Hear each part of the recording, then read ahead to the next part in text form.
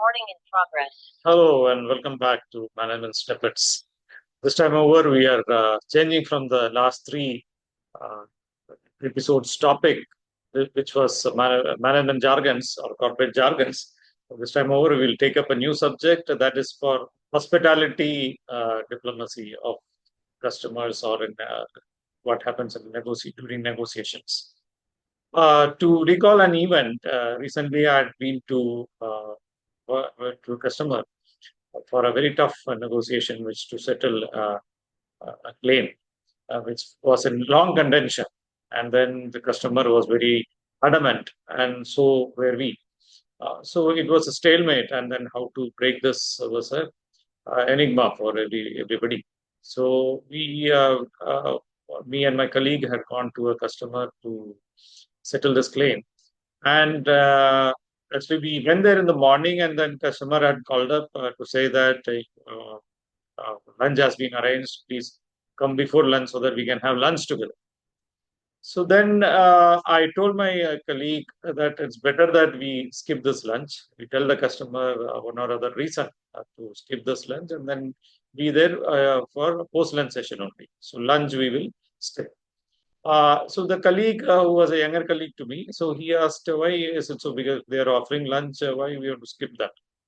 And I said that this is part of a diplomacy wherein, it is called hospitality diplomacy, or showering a party with hospitality. So the party becomes obliged, and their negotiation points get sweet, or rather they get mellowed down.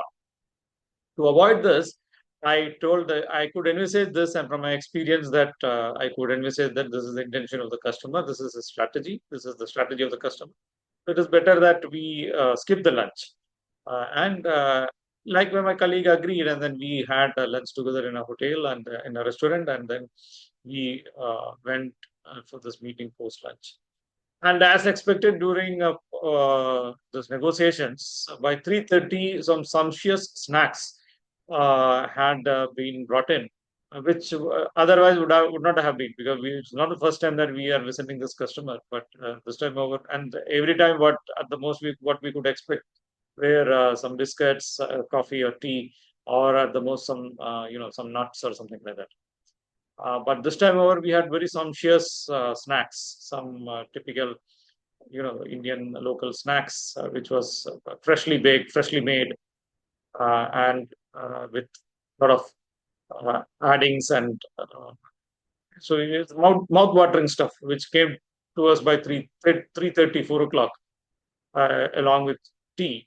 So then I winged at my colleague. See, what I said was right. This is the intention. The intentions are very clear, because it is nothing but a hospitality diplomacy, or an hospitality trap, that I would call. I would call this an hospitality trap, wherein you shower one party with so much of hospitality that that party becomes mellowed down. And during negotiation, what happens is that psychologically, this party which has accepted the hospitality would be, a little bit lenient, and then compromising on their positions. So this is what is called hospitality diplomacy. But since with experience, I could envisage this, I could, foresee this.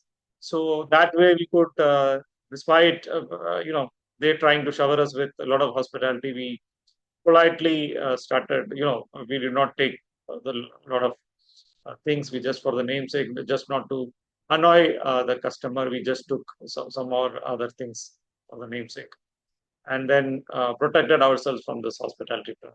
So this is learning in negotiations. Whether you are in this part or that part of the table, does not matter.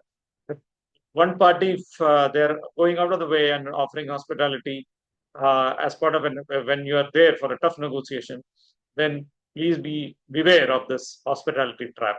It is better to avoid such hospitality, or rather, if you're foreseeing this, it is better that you meet the customer at a neutral place.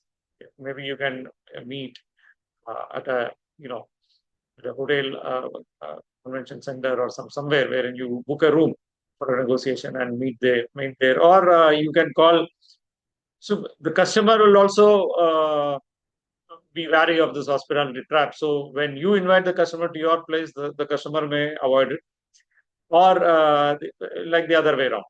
Okay, so customer is also an intelligent party, right? So you cannot underestimate them. So at the most, what you can avoid to get into such a trap is to go for a neutral place for negotiation. If the negotiation is so critical, it's better to do it at a neutral place. So this is all about Malayalam Snippets this week. Thank you for being with us, being subscribed to us, and be connected with us for a long time. Thank you so much.